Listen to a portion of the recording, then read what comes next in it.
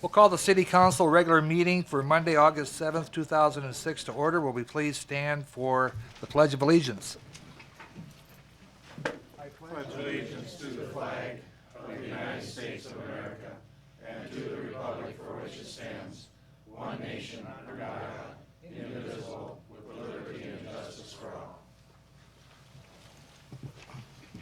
Roll call, please. Arbogast. Here. Garnis. Here. Gisselbeck. Here. Heller. Here. Johnson. Here. Meisenheimer. Here. Solberg. Walder. Here. Wilson. Here. And York. Here. Thank you. Item number 1 on the agenda is a motion to approve the minutes of the City Council meeting held on July the 17th, 2006. Is there a motion? So moved. So moved by Alderman Solberg. Is there a second? Second. Seconded by Alderman Meisenheimer. Any changes or corrections for the minutes? If not, then all in favor say aye. Aye. Opposed? Motion carried. Item number 2 is appointments to fill the vacancies on the city boards and commissions. I would ask the council's consideration to approve the individuals that have been on the board now for the boards and commissions for the last year, except for the Fair Housing Board. Dale Bradshaw asked not to serve again, so I'll be submitting a name for your approval at the next meeting. Otherwise, I have a list of anyone wants to know of any of the names, so. If not, I'd ask for a motion to approve those individuals. So moved. So moved by Alderman Gisselbeck. Is there a second? I'll second that. Seconded by Alderwoman Arbogast. Any discussion? It's just that to make sure that we could each have a list of those boards and commissions. Sure, To I'll have make for- one of those yeah. for you. Thank you. Okay, any other questions? Don't dress you or anything. Well, thank you, Tucky. Well, many times the question will come to us, who's on this or that Right, board, and then we yep. need to have that. Yep, I'll see that you Thank get you. that. All those in favor say aye. Aye. Opposed? Motion carried. Item number 3 is the first reading of ordinance number 6-17, the rezoning of Lot 1, Block 1, Interstate Office Edition from BP Business Park District to C3 Highway Commercial District, and that'll be Sarah. Hi. The petitioner is the Watertown Development Company, or Focus Watertown. And this property, if we could have a screen, I've got a photo of it.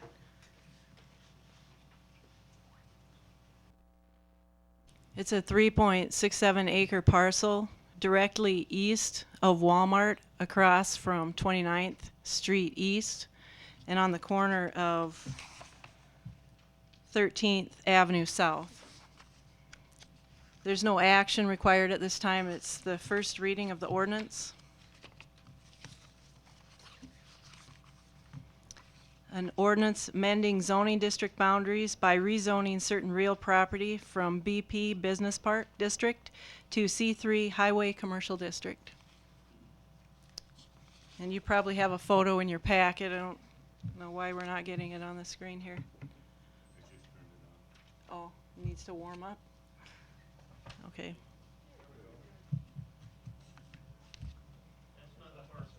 No, it's not quite the shape. It's more rectangular.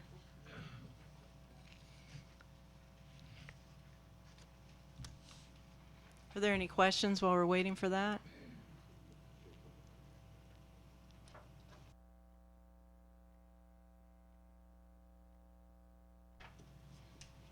That's rather small.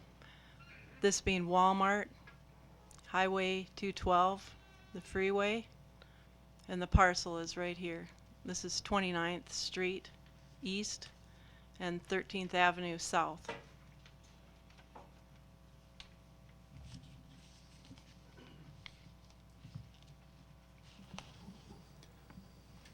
I guess just a comment, and that would be that given the change of the nature of that area with the Super Walmart and everything out there, that this is more of a commercial piece of land and suited for, as opposed to the office type of development that the rest of that park is slated for.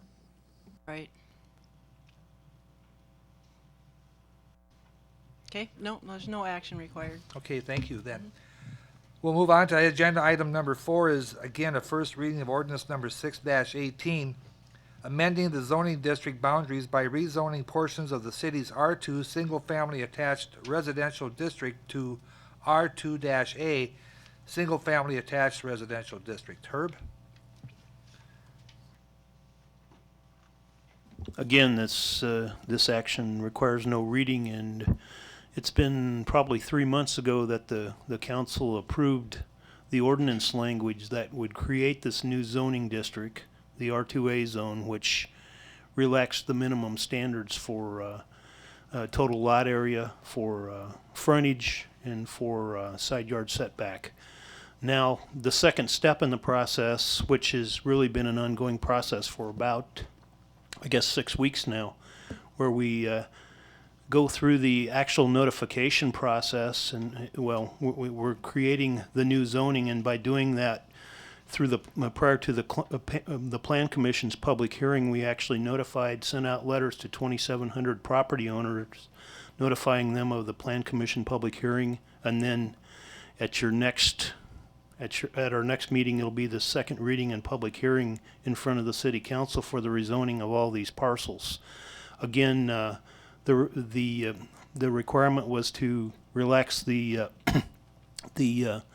lot size from 9,000 to 6,000, the frontage from 75 feet to 50 feet, and the side yard setback to 10% of the frontage, but not to be less than 6 feet of a side yard setback. So, with that, again, we had an open house on July 12th. We met with about, I'm going to say probably about 50 property owners that came in for that, as well as probably through telephone conversations, talked to as many more. And honestly, since the Plan Commission's public hearing, it's been fairly quiet. So I think the word has gotten out both through the press and through our open house. And again, no council action required tonight. But if you have any questions, I'd be glad to answer them. Any questions from the council? If not, then thank you, Herb. Moving on to item number 5 is the first reading of ordinance number 6-19, changing the municipal sales, service, and use tax rate from 1.9% to 2.0%, and that would be effective on January the 1st of 2007. And Tracy? Thank you. This ordinance does come to the council with the recommendation for approval from the Finance Committee. It's really very simple and straightforward. That would change the city's sales tax rate from 1.9% to 2%. The additional revenue generated from this 0.1% increase would go into the city's capital improvement fund and would be utilized to fund capital projects from that fund. I did a survey of the other cities through the Department of Revenue, and of the 14 first-class cities in the state, Watertown and Sioux Falls are the only first-class communities that don't already have a 2% general sales tax rate. You might recall that in 2003, the state legislature, as part of the national streamlining of the sales tax effort, required cities that had both a first penny and a second penny to apply that tax to all of the same sales, so we could no longer exempt certain sales from the second penny unless they were also exempted from the first penny. And in fact, we lost our ability to have specific exemptions in Watertown as well. So in other words, whatever the state taxed with their sales tax, the city must also tax. And so that was when the city reduced its rate from 2% down to 1.9% to keep it at that time revenue neutral. Many of the cities across the state at that time chose to leave their rates at 2%. Watertown at that time made the decision to lower it down to 1.9. Most all of those communities that did the same thing as we did in 2003 have since then raised theirs back up to 2%, and in effect that's exactly what we're looking to do at this point with the city of Watertown. So that would leave just the city of Sioux Falls with a 1.92% rate. Are there any questions to Tracy from the council? If not, then we'll move on to agenda item number 6, which is consideration of bids received for the construction and installation of the airport sign project. And Eric? Good evening. On July 24th, we opened 2 bids we received for the construction, installation, and removal of the sign we have out at the airport right now. Like I said, we had received 2 bids, one from Stein Sign for $17,300 and one from Service Sign for $22,160. It's my recommendation that we approve the sign as laid out from Stein Sign Display. And if you have any questions, I'll be free to answer those. If there's no questions, can I have a motion then to approve the Stein bid? So moved by Alderman Giselbeck. Is there a second? Second. Seconded by Alderman Meisenheimer. Any further discussions or Would you questions? state those bids again, please? Okay, we had one from Stein Sign for $17,300. That was the total. And one from Service Sign for $22,160. So a little bit of a difference there, but. Okay, any other questions? If not, then all in favor say aye. Aye. Opposed? Motion carried. Thank you, Eric. Thank you. Agenda item number 7 has been withdrawn, and that was consideration of bids received for the Derby Downs Arena reconstruction project. It's been withdrawn, and there was no bids received, and so they will resubmit it for bidding. So, moving on to item number 8 is approval of the plat of Compesca Dunes subdivision, resolution number 6-37. Sarah? Yes, I passed out a packet of materials to each of you just before the meeting. If you could get that out, that would be helpful. The top page of that is a picture of the plat, and this has been moving along quickly. Received preliminary plan approval June 22nd, and August 2nd, which was last week, the plat was considered by the Plan Commission, and they recommended approval with the conditions that are listed. If you turn to your second page, the conditions are in red toward the bottom of the resolution. 6 conditions. The first condition was that 12th Avenue North right-of-way will be widened to 80 feet for a short distance. And that, if you go back to the first page, I have highlighted the 80-foot width there. And if you'll notice, it goes back to 66 feet by Lot 3. And that was because we discovered a conflict with the sewer pump station there, and widening the right-of-way gave more room for putting the road in there and having a safe distance from the required sewer pump station. Number 2 is a temporary turnaround will be shown on the street grading plans. If you turn to your next sheet, I know it's hard to see, so I highlighted it. This is the drainage and street grading plan. And over on the left, the turnaround is shown and labeled. This is actually a larger drawing. I reduced it for the packet. So they've completed that item. Number 3, a temporary easement for the turnaround on Lot 12, Block 1 will be provided, and that's the next thing in the packet. This is a temporary turnaround easement. This isn't being constructed as a cul-de-sac. They do expect to extend the road all the way back as it's shown on that drainage and street grading plan. Right now, though, it's just going to be extended as it shows on the plat, which is halfway. And so that turnaround gives trucks and fire equipment and cars the ability to turn around without having to go into anyone's driveway. That's the drainage area that the city owns anyway, right? The Lot 12? Yeah. It's not a drainage area. Right now there's a large water main easement which pretty makes that lot unbuildable. And the water plant is using that area right now for a high pressure water main. When the water plant goes offline a few years from now, the water mains will be reconfigured and that lot will become buildable.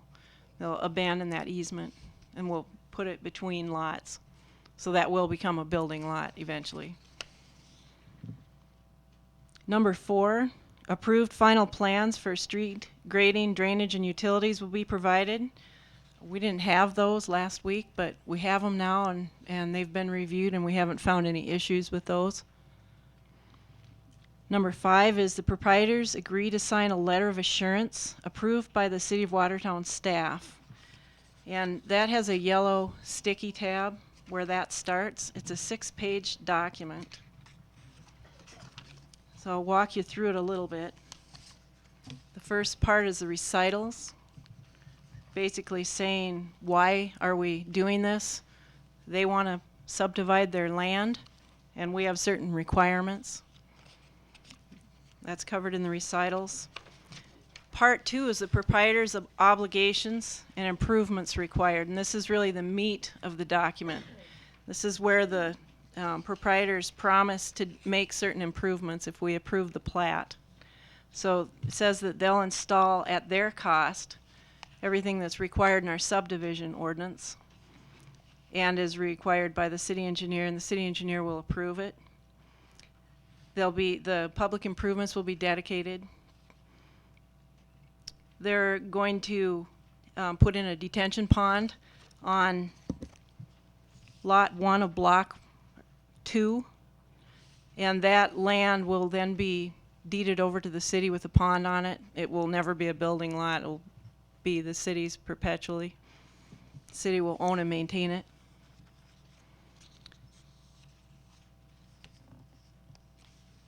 The street will be constructed to city standards for a local residential street, which is a 38-foot width, allows parking on both sides.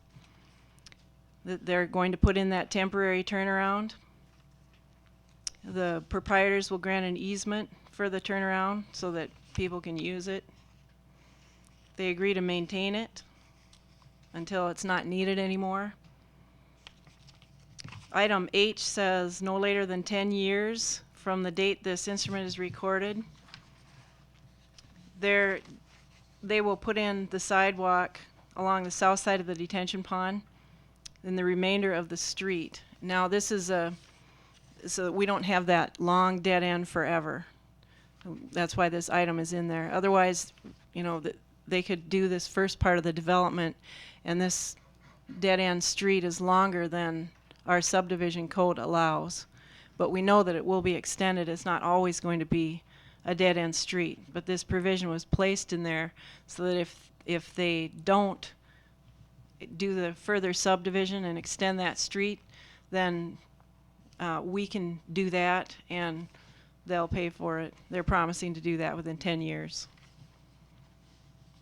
Item I is sanitary sewers will be installed. Other utilities will put in with J. K is water services. L is storm sewers and drainage ways. M is sidewalks are required in all the street rights of way. Those are generally put in by property owners when a building permit is taken out. And there's one exception to that, and that's the detention pond, which will never have a building permit. So we're asking them to put the sidewalk in along with the street. They'll put it in on the east side of the lot and on the north side of the lot right away. And then when the street goes in, they'll put the south side in. Item N talks about participating in a trail or sidewalk down along Golf Course Road. At this time, we expect that there will be a bike trail there, but of course it's not in yet. And when those lots develop, they would, at that time, we'd ask them to sign a waiver of right to protest putting in the sidewalk, or that they'd contribute a sidewalk amount of money toward the trail. O says that proprietors will grant an navigation easement for the airport, and basically that allows the airport to operate, not worry about the people that build there complaining about the noise or emissions from airplanes. They have signed a navigation easement that covers the whole property, and that's actually the green part in the back of your packet is the navigation easement, in case you wanted to look at that and see what that looks like. Sarah, how does that pass on to the property owners? I mean, it's in here, we know it, everybody knows it right now, but how about 3 years from now when somebody Right. buys a house and all of a sudden the airplanes are bothering them? It's recorded with the plat. And is each new homeowner privy to a copy of this? Right, when you buy a property, they do a title search and And then they're issued this? I mean, This they comes don't up. have, okay. right.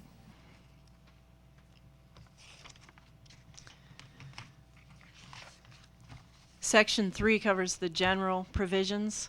It says that the improvements will happen within 6 years, and if not, we can cause them to be put in and bill it back to the property owners.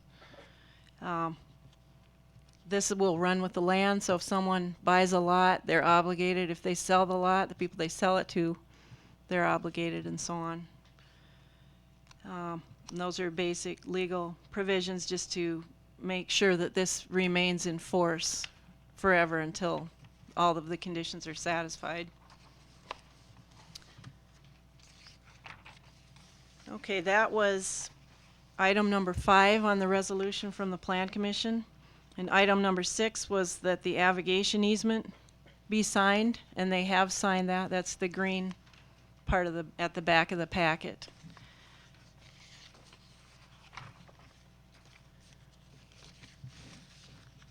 We haven't found any issues with this, but it did go through a rather quick process of approval.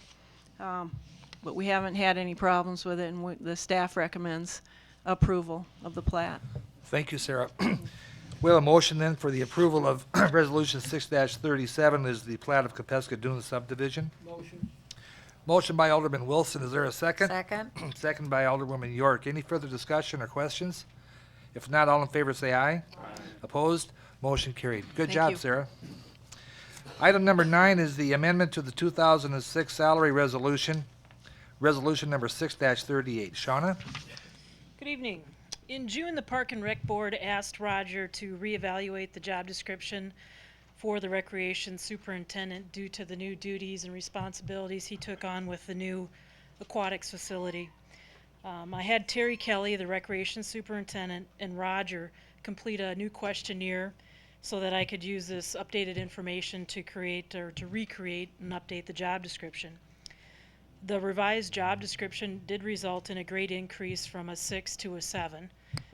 Based on our personnel policy, employees who are promoted receive either a 3.5% increase or minimum of the new grade, whichever is greater. In this case, it's a 3.5% increase.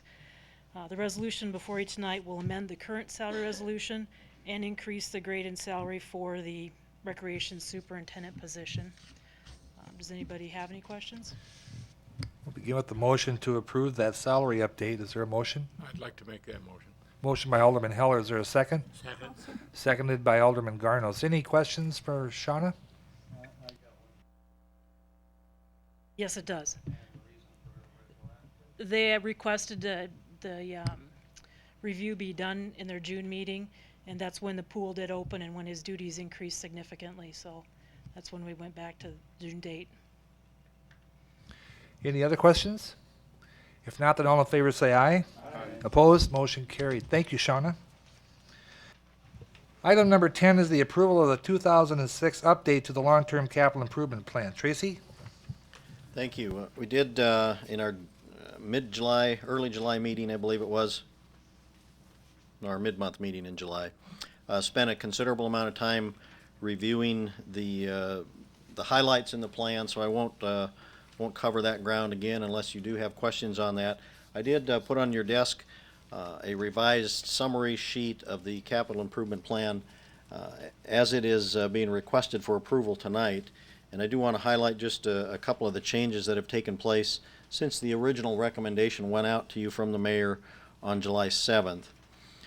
You should have a sheet on your desk indicating that the changes that have taken place since that time include moving $100,000 item for Roby Creek drainage improvements from 2008 up to 2007. So that amount did not change the total in the plan, simply advanced that into 1 year earlier than it had originally been recommended. The second and more significant change has to do with an item that's going to be addressed tonight under old business, and it relates to the costs associated with the North Connector route. And I believe you've all been brought up to date with that to some extent from Public Works as well as from the coverage that the local, the local news media has provided. And I won't go into the details of that other than to cover the impact that decision has made or has had on the capital improvement plan, and that is to reduce over the next 4 years the amount that we anticipate spending in city funds for that North Connector route to the tune of about $1.4 million. And that covers the amount that we anticipated having to reimburse the state for acquisition of right-of-way as well as sanitary sewer improvements that we anticipated would be necessary. So that is coming out of the plan at this point, should you approve it. And the last very small item relates to some changes in the anticipated equipment needs for the Planning and Zoning Department. Any questions at all on those last few changes that have been made to the plan? Or any other items on the plan as far as that's concerned? If not, I would ask for the council approval for the capital improvement plan with those changes. Tracy, where would the request for the downtown renovation come in? Would that be under this here now, or would Yes. that would come under here? Yeah, if the council would like to make changes to the plan, now would be the appropriate time. Okay. I know there's I believe Bill Riefenberger is here to address that. Maybe before we get to that, I do have one other item I Okay. wanted to point out to the council. There's an item in the plan without a dollar amount associated with it, and that has to do with the accessibility changes for the City Hall building. We did have a review done recently. It's on the agenda for the next Safety Committee meeting. I believe the Safety Committee will be reviewing that report that we received from Todd Architects, and our anticipation is that the Safety Committee will then come back with a recommendation as to what improvements, if any, they feel are appropriate. And so the plan will be, at some point in the near future, amended for that one specific item. Okay, thank you, Tracy. Bill, would you like to address the council? Yes, Mayor, thank you. Is this on? Yes, it is. I come to address you about the Uptown Improvements Phase 4 of the Urban Renewal District. And as you know, we discussed the bids the last time and the shortfall that we had. The current capital improvement plan, as I understand, has been raised by $100,000. Did the council get a copy of what I dropped off to Herb today? I had, maybe I'll try to be brief, but I'll just explain. In the budget, I kind of split the breakdown out into three possible ways of doing things. One would be the improvements on 2 blocks of Maple and 2 blocks of Broadway. That would be the first one, which I've highlighted as just those 4 blocks. And to clarify again, because it came up, Nancy, last time, it's not improvements to the street, but improvement to the boulevard, basically the lights and the trees, and replacement of curbs that are old curb that doesn't have gutter, or bad curb. Anyway, if we would do just the 4 blocks, which is either side of Camp Maple, either side of Camp on Broadway, currently we would be just about $8,000 short in the budget as it is right now. I would like to, if you could call it that, make a compromise as to do the 6 blocks, which we would be $240,000 short, would be to do 5, and that would, the 5th block would include 2nd Avenue in front of the City Hall here. To do that, presently in the budget, from what we've got with the 320 and what the utilities has, we're $135,000 short. I did address the utility board last week, and we discussed the possibility of their raising their budget that is currently at 120. They did say that 120 is there, and that's not going to be taken away. I think they reasonably considered to raise that 50 to 55,000, but their budget process isn't for a while now, and there's certainly is no guarantee they'll do that. But it's kind of one of those. I think if the council picks up that other part, that I think that they'll probably do that. And I don't. Jeff is here. I don't know if he would want to make a comment to that one way or not another on that, because they haven't got to their budget. So I don't think he can commit to it at this point. But of the board members that were there, I didn't feel that that there was much opposition to that. So, and if we did raise that by 75 to 80,000 in the city council budgets, we could get that done. If we can't get that from the utilities, then we probably would just drop that street off, and we wouldn't use that monies then.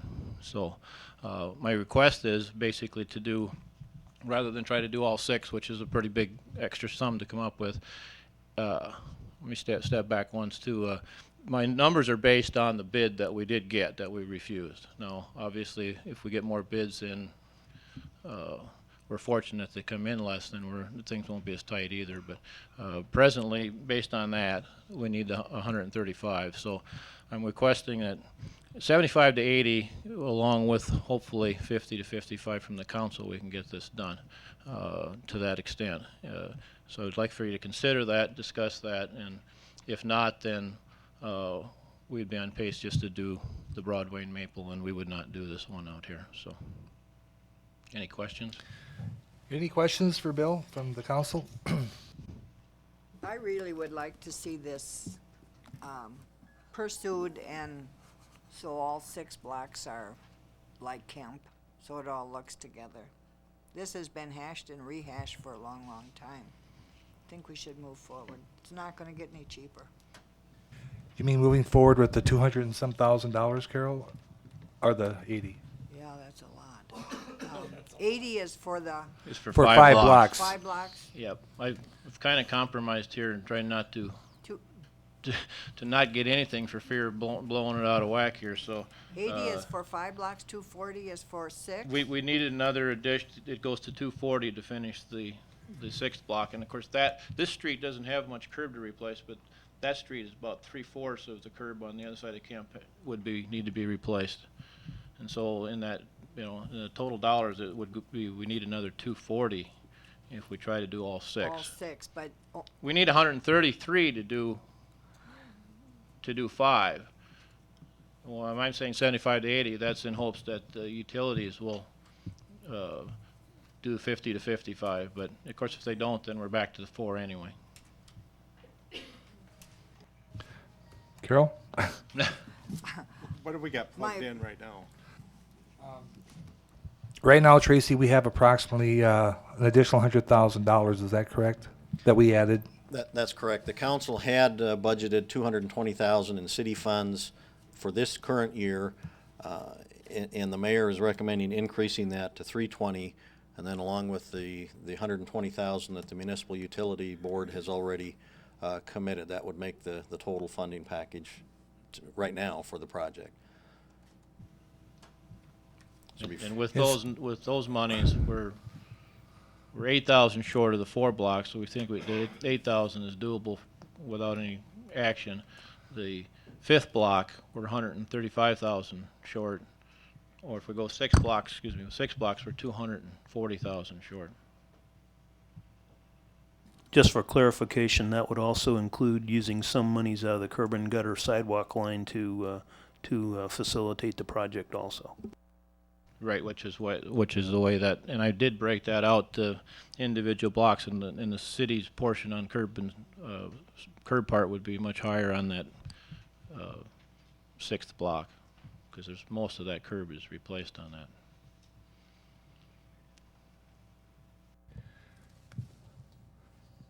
Is there any, And how much is the Urban Renewal Board kicking in, and then have you done everything there to squeeze all the dollars out of it? Presently, the Urban Renewal Board is $70,000. That leaves $2,000 in the Urban Renewals reserve if we use this whole 70. And then but you're gonna have tax receipts coming in next year. Right, and of what's in the budget, there's about $5,000 that wouldn't be just in the normal budget. That would go back to reserve or help to cover any shortfalls. Obviously, the 5,000 is pretty minor in the total, but it would. That's what I'm figuring. We have 8. If we're short 8, I've got some places to work with yet. well, I guess I'd like to see the city go with the $75,000 to $80,000 on the assumption that the utility board will do 50 to 55. Again, because of the change in the plans for the northern bypass, it has freed up some money for us, and that was why I was willing to let Bill come and talk about this, because we could probably do 75 to 80, but the 200,000 plus is probably a little bit too much right now. So, is there any motion to approve that or not? to do 5 blocks. To do by 5 blocks, yes, and if there was another 80, then we would need 50 to 55 from the utilities, and obviously if that, if that doesn't occur, then that monies wouldn't be spent then. Yeah. And the other side of that is there's still some outside hope that maybe the bids will come in less, but at this point, this is based on what we did get for our last bid, so. I would make a motion to do the 5 blocks. A motion by Alderman Johnson then to do the 5 blocks, seconded by Alderman Garnos. And then could we say that your motion then would be to approve the capital improvement plan with the addition of additional $75,000 to $80,000 for the renovation of the downtown? Would that be the correct motion? Yeah, we'll need a dollar amount to put into the plan, so if it's 80, it's 80, but Would you like to do that, Brad, or Yeah, we'll put in 80. 80? Gordy, are you okay with that? Okay. For a total amount of what? $80,000. Total would be 400 then. I'm sorry. Some of that's spent. It's 20 carryover. 26,000 of that 320 we're talking about has already been spent and paid some of the architect fees and stuff. So we actually don't have that much there, but it's also accounted for on both sides of the budget. But So we're talking carryover of 220 that we had budgeted last year that we didn't spend, and then, so this would be an addition of 180,000. That's correct. Correct. Additional. That's correct. yes. With a motion and a second, any further discussion or questions? If not, then all in favor say aye. Opposed? Motion carried. Thank you, Bill. Thank you. Good job, Bill. Good job, Bill. Okay, moving on to the item number 11, which is the approval of the truancy officer agreement with the Watertown School District for the 2006. Excuse me, Mayor? Yes, sorry. Before we do move on, Oh. that vote was just on the amendment to the plan, so we'll need to take action. Oh, I'm sorry. On the plan Okay. as amended, so. Okay. I'm sorry, Tracy, thank you. Going back, then we'll need a motion then to approve the plan with the amendment. And could I have a motion in that regards, please? So moved by Alderman Heller. Is there a second? Seconded by Alderman Solberg. Any discussion or questions? If not, then all in favor say aye. Aye. Opposed? Motion carried. Thank you. Thank you, Tracy. Now we'll move on to number 11, which has been withdrawn and we'll discuss on the August 21st meeting. The agenda item was approval of the truancy officer agreement with the Watertown School District for the 2006-2007 school year. And as I said, we were asked to withdraw that this evening, and we'll take it up again on the agenda on the August 21st meeting. Moving on to item number 12 is approval of a 3-year extension to the audit services contract with William Neal and Company. And Tracy? Thank you, and the recommendation from the Finance Committee is to approve this 3-year extension to the current agreement with William Neal.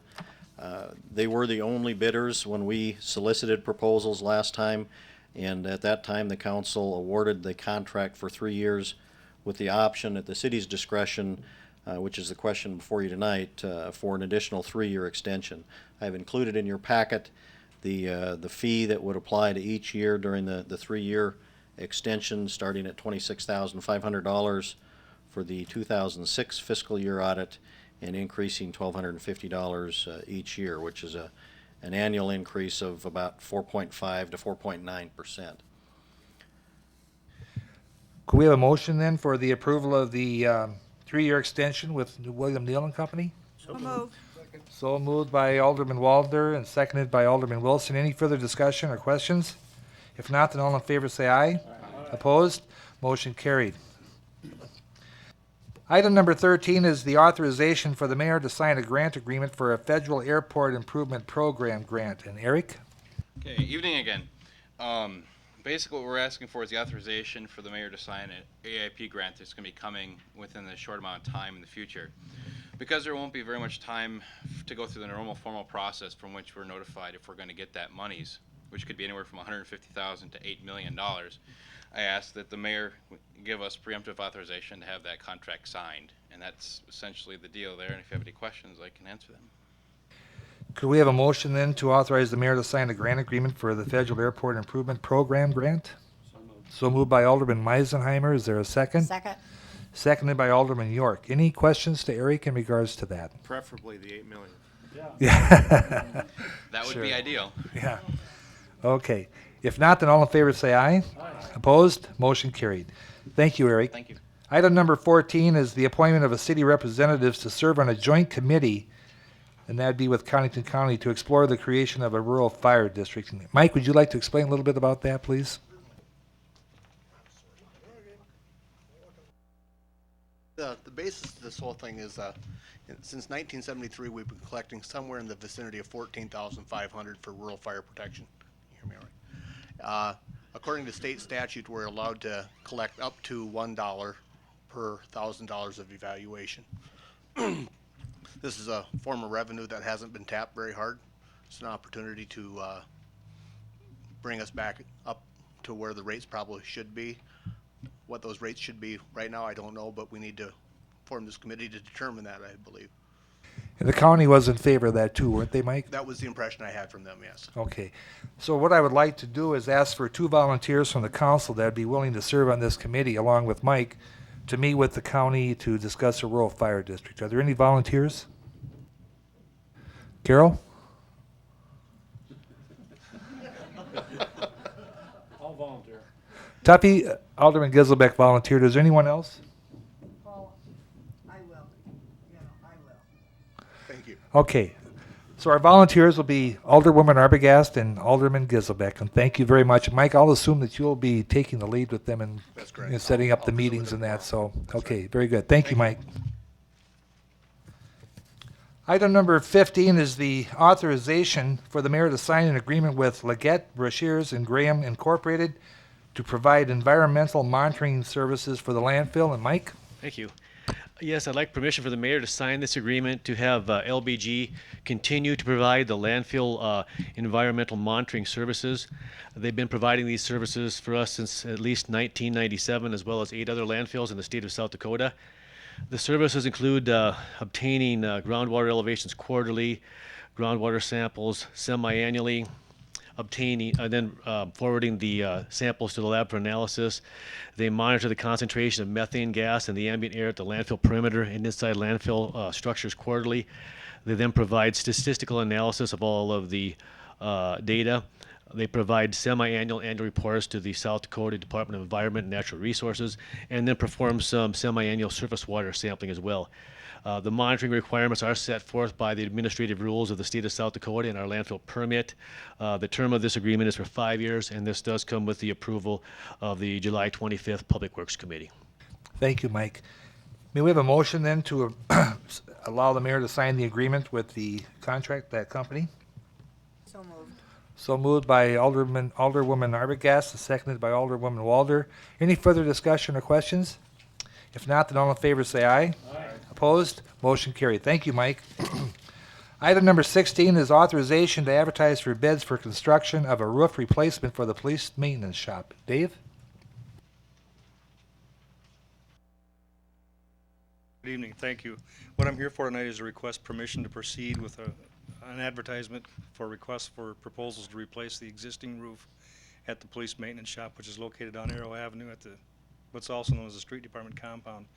What we'd like to do in a nutshell is replace the existing extremely leaky flat roof with a pitch roof. And this project is the 2006 capital improvement project in the animal control budget, and we do have funds in the budget for this project. Thank you, Dave. Could we have a motion then to authorize for the advertisement for bids for construction of a roof replacement? So moved. So moved by Alderman Garnos. Is there a second? Second by Alderman Solberg. Any questions or discussion? If not, all in favor say aye. Aye. Opposed? Motion carried. Thank you, Dave. Thank you. Item number 18 is a motion to acknowledge a notice of raffle to be conducted by the Connington County Republican Central Committee and the LATI Alumni Association. Could we have a motion to acknowledge the raffle? So moved. So moved by Alderwoman Arbogast, seconded by Alderman Johnson. Any discussion? If not, all in favor say aye. Opposed? Motion carried. Item number 17, excuse me.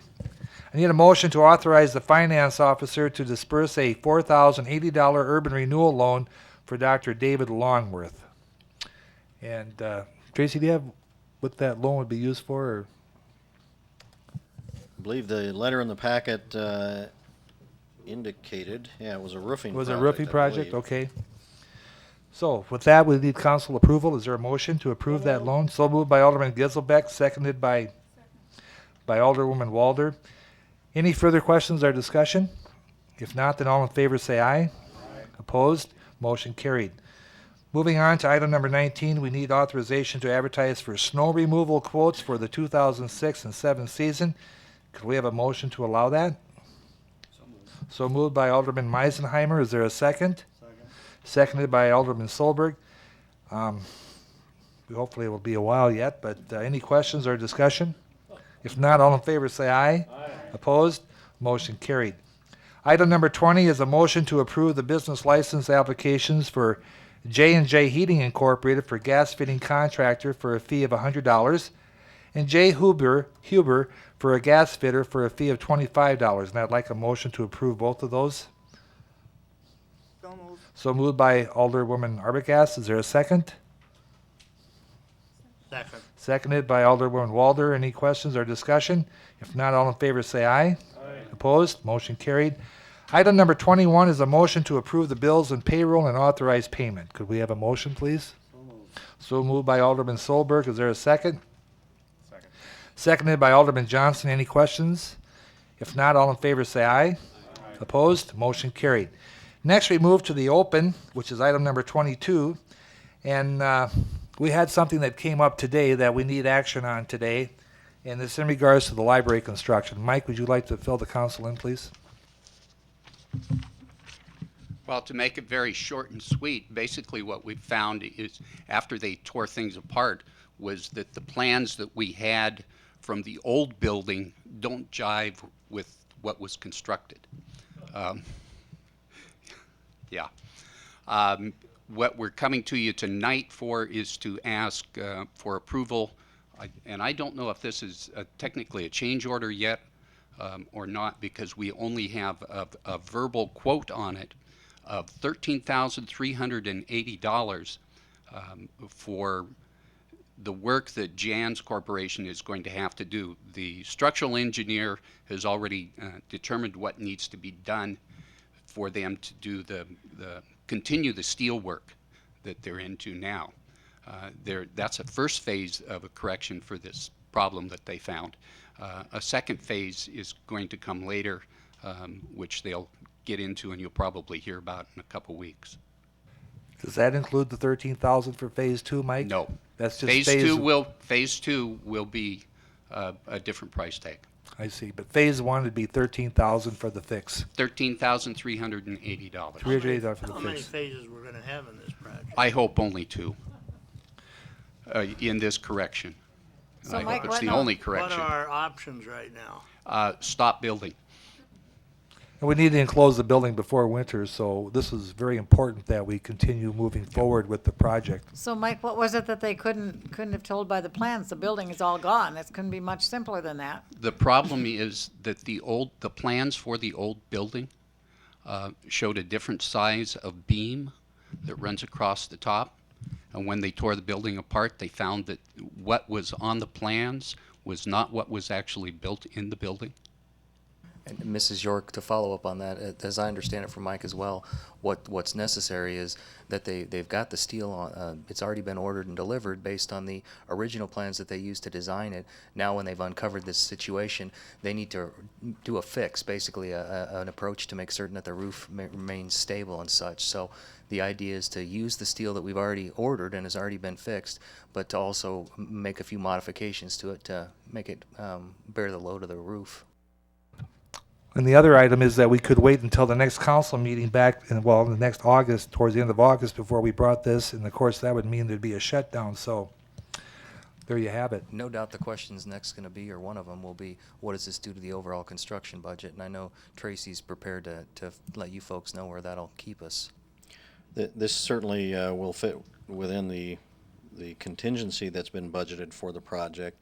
I did want to just remind the council that early on in this project, before construction ever started, the council authorized the mayor to approve or authorize additional work on the project up to $5,000. And as Mike has indicated, this particular item exceeds that authorization that you've given the mayor, and that's the reason it's before you tonight. Just a comment, this is not an unusual situation. When you finish a building, you have the opportunity when the building is complete to ask the architect, the engineers for the final plan, the way it actually turned out versus the way that it was initially drawn. And so many times the building owner will not spend that additional dollars to pay for those final plans. And so you end up with a set of plans that were the way it was supposed to be, not the way it actually ended up. And I've been in this situation before, so sometimes you save a little money on the end, and now it comes back to haunt you. I believe we're talking a flange, aren't we, Mike? That was what, 4 inches shorter than what was shown on the drawing? What it is the beams that go across the top of the columns that hold the roof. The I-beams there were supposed to have an 8-inch flange. That's the pieces that stick out. When they got up in there, they found 6.5-inch flanges. Those then threw off the connection that they had already designed for tying in the old steel to the new steel. And what Stanton just explained is this 13,000 basically is the difference in the steel and the connection that they've got to do there. With that being said, could I have a motion then to approve that fix? Motion by Alderman Walder, seconded by Alderman Johnson. Any further questions or discussions for Mike? If I could, Mayor, just a Yes, go right ahead, clarification. I Stan. presume that Mrs. Walder, by her motion, meant it that you'll have authority to approve a change order in amount not to exceed that, because it may come in a little less or more. I know this is, like Mike said, it was the best estimate we have, but in an amount not to exceed that. Is that okay, Alderman Walder? That's okay. And Alderman Wilson on the second? Or sorry, Brad. Brad, is that okay? Okay. All in favor say aye. Opposed? Motion carried. Thank you, Mike. Is there anything else to come before the open? If not, then we'll move to item number 23, which is old business, and we'll have a discussion and hopefully council approval for the reprioritizing of the Highway 20 bypass, which was a previous contract we entered into with the state. And Herb, would you address that, please? Certainly, thank you. And Tracy alluded to what we're going to discuss here already, but last week the city learned that the Department of Transportation had suggested that the city consider delaying the Northern Connector Highway project between I-29 and Highway 20 for at least the foreseeable future. When we talked with the Secretary of Transportation and her staff, they indicated that because of high energy costs, there's simply not enough monies in the state transportation budget to cover the various highway projects that they've got in front of them. In fact, they've been calling other municipalities and telling them the projects they thought they had were off. And so they thought it was important enough that they contact the city and give us an opportunity to weigh in on what projects we did want to continue to pursue. The DOT felt it was important to focus on significant problem areas as well as what our key priorities would be, recognizing that there's significant problems in both Highway 81 and Highway 212. The DOT also proposes to focus all its energies and resources on the proposed Southern Bypass project, which has been a city priority for a couple of years. Although at this point in time no final agreements have been entered into between the city or the state, this is what we understand the changes to be.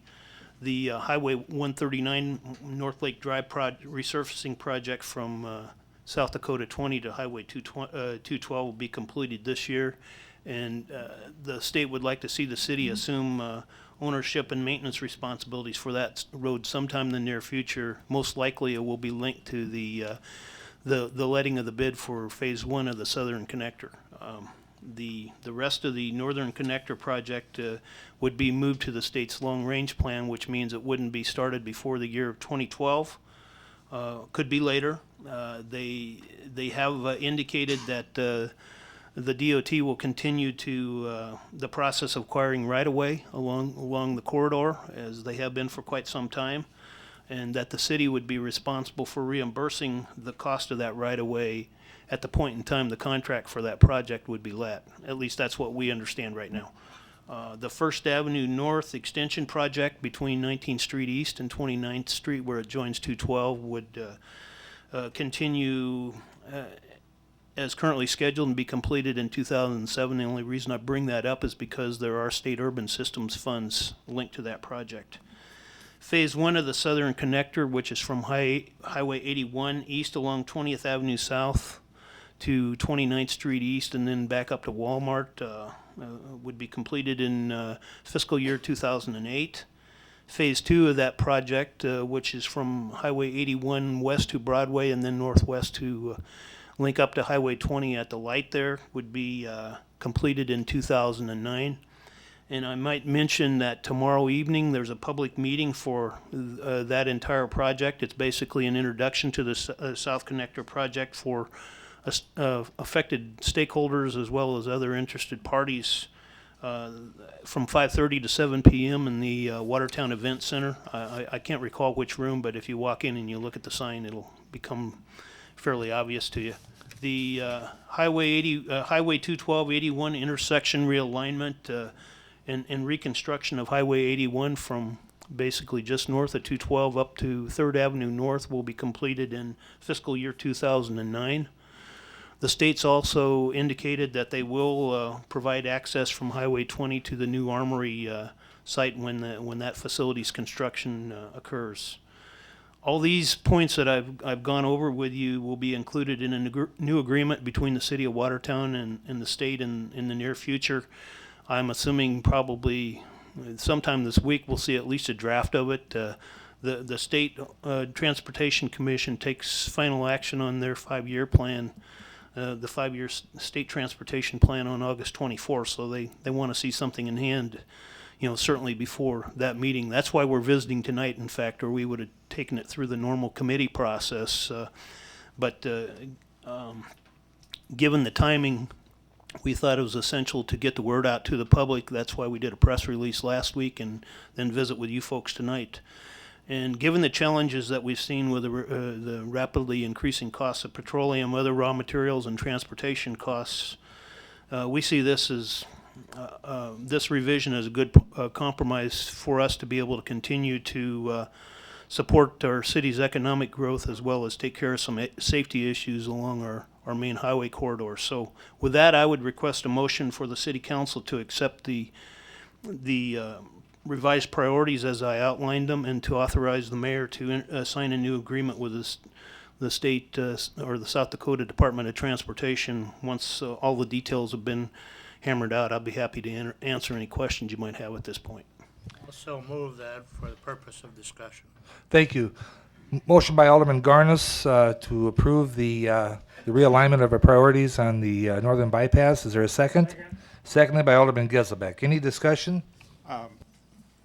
Before we get too far on this motion, I think there's one issue that has come to light. I know Andy Mahold is in the crowd here and might want to comment on it as well. One of the issues that I believe we want to address with the state would be to determine whether they would be willing to expand 212 or Highway 81 north of, right now going north of 14th Avenue along the east side of, or the west side of the Northridge subdivision up there. Right now at 4 lanes partway up there, it would be nice if we could convince them to 4-lane it up to what essentially would be 20th Avenue, which would take in all of the Northridge subdivision. That area is continuing to see significant development of residential and some commercial stuff. There's property on the west side of that road that would see some development in the near future as well. And I know that Herb has made a contact or has put a call into the state, and so I endorse your motion, but I think we also should make it clear that we want that part of it included in it if at all possible. We're going out of our, we're working with the state to help them rearrange some priorities, and hopefully they will accommodate us to help with this priority as well. The other part that I'd like to see addressed is the Highway 81 revamping, whatever, not not necessarily that north part that Brad just talked about, but I'm afraid by 209, we're gonna be driving in the biggest pothole in the state of South Dakota unless something's done before 209. And it's a shame. It's an embarrassment for the city of Watertown to have a highway in that bad a shape inside the city limits. And George- I think there's gotta be some kind of give or take by the state so we can get that done quicker and or put a mat over it or something. George, I did ask that question on Friday and was told that given the plan's development and the need to acquire additional right-of-way and so on, that there was no way they envisioned being able to get it done any sooner than 2009. So we've asked the question. Well, George, thank you for discussing the very thing I was talking about. Driving up 81 the other day from camp, I fell in a pothole I wasn't sure I was going to get out of. There's no doubt there's an issue, and we'll ask the question again, but I'm telling you, the discussion we had on Friday, the Secretary of Transportation was very clear to the group of us that were on the phone with her that they didn't see any way they could start that project before 2009. You mentioned compromise. What was compromise? Well, I think what we have here is, we've got two things in play. One is the 212-81 intersection. And then the other one is the rebuilding from 212, that intersection just north of there up to C Avenue. Perhaps we could talk to them and we could tear the road up and have that whole road tore up for 2 years in a row. Or we could live with it for 1 extra year and just have 1 year of construction and do the whole thing at one time. And it's I guess, does this community want to have 2 years of traffic nightmares or 1 year and live with the road as it is right now for 1 more year? And They don't seem to assured us make it's- any difference. It's gonna be a nightmare no matter what. Yeah, but it's 1 year or 2 years. But they had assured us that they would get it all done in 1 year, so that businesses wouldn't be impacted other than just one time. I will tell you the feedback that I've heard from the economic development community says they want it in 1 year. And they can't get that 212-81 realignment. That's the land that they can't, and the plans for that, they can't get all of that done in time to move it up to 2008. So they probably could do the other part of it in 2008, but then we're gonna have 2 years in a row of it. So. can It's we a live with it? pick your pleasure. Yeah, it's not easy either way. And again, we're under this time restraint of August the 10th to respond to them as far as our willingness to go along with this modification. And so that's why it was imperative that we deal with it tonight, so. Just so everybody's clear, the only change that was a change to last year's plan was the moving of the Northern Connector project. The other projects are scheduled just as they were last year. There is no change to the other projects. I think that's basically what George and I have both been saying.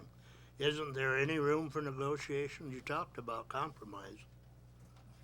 Well, we asked the question, and honestly, the discussion we had is, we could certainly have kept the northern project as the project we want, and seriously probably put any of the other projects that we had in complete jeopardy. The reality is the state didn't finish all of the projects last year that was on their schedule, and some of those slipped forward to this year. That's why this whole schedule is in a pickle. And what was used to buy for a mile for $1 is now you only get half a mile, so. Any other discussion or questions? Yeah, Herb, they said that they'd put in the road to the armory when that is built. As I understand it, there has to be 1,000-foot of distance between the Armory Road and the Sioux Valley Road. Are they going to take care of that at this time or still proceed with that? I don't know that I can answer that right here without talking to the engineers that are doing the detail. All they told us on the phone, and this can certainly be a discussion before we enter into the final agreement, all they told us on the phone is that they were going to complete a small section of the connector from Highway 20 to where they would have access to the armory site. So whether or not it includes the Sioux Valley issue at this point in time, I don't know. My guess would be that it would include that, because once you put a new intersection onto that road, they're probably gonna wanna try and. Well, it's swing- going to be located where it would have been anyway. Right, they're gonna wanna swing that Sioux Valley Road over probably at the same time. But we'll make sure we follow up on that and get clarification. Well, I think going from the northern bypass to the southern bypass is the right thing to do. Don't get me wrong. But I hate to see us roll over and play dead on this Highway 81 thing.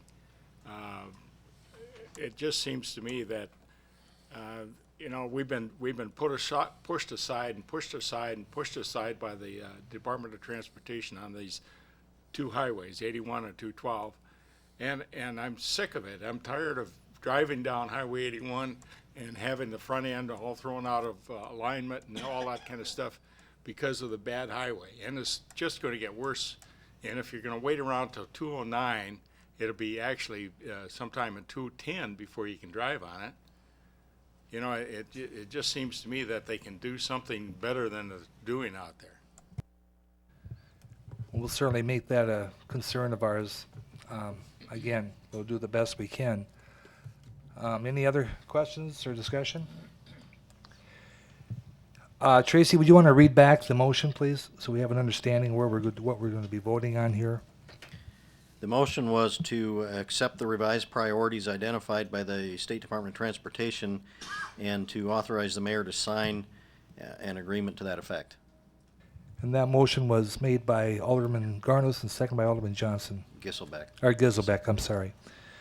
With that being said, all those in favor say aye. Aye. Opposed? Motion carried. Thank you, Council, very much. Any other old business to come before the council? If not, we'll move to new business. Is there any new business to come before the council? Item number 25 is liaison member reports. Is there any reports to give to us tonight?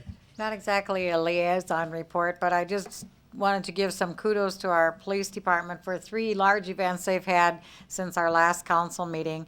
And that's Camp Chance. It went on for 3 weeks. Wonderfully done. Everything very well organized by the police department. A lot of kids served very well.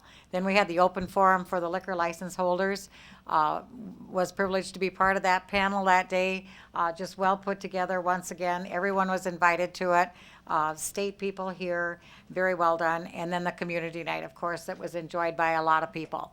So Joe back there, you and your staff, we certainly appreciate everything that you've done. Thank you. Yes, thank you, Chief B-Tech. Thank you very much. I'd also like to add my thanks to number one, the Redland family, and to all the city employees, the volunteers from Dive Rescue, and everybody that was involved with the event this weekend. I spent about 11 hours driving a golf cart, meeting people out there over the weekend, and it's a great event for Watertown. People came from all the surrounding states. I had people from Illinois and North Carolina and all over the place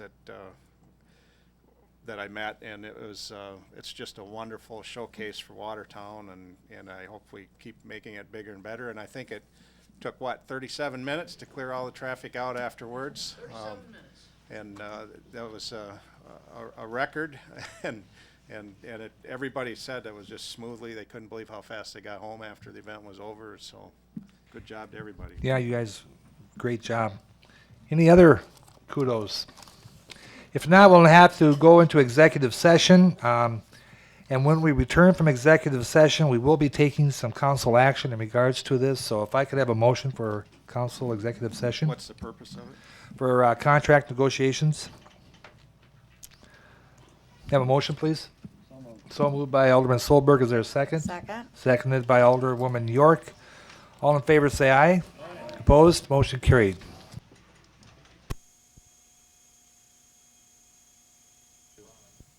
Sometimes they do.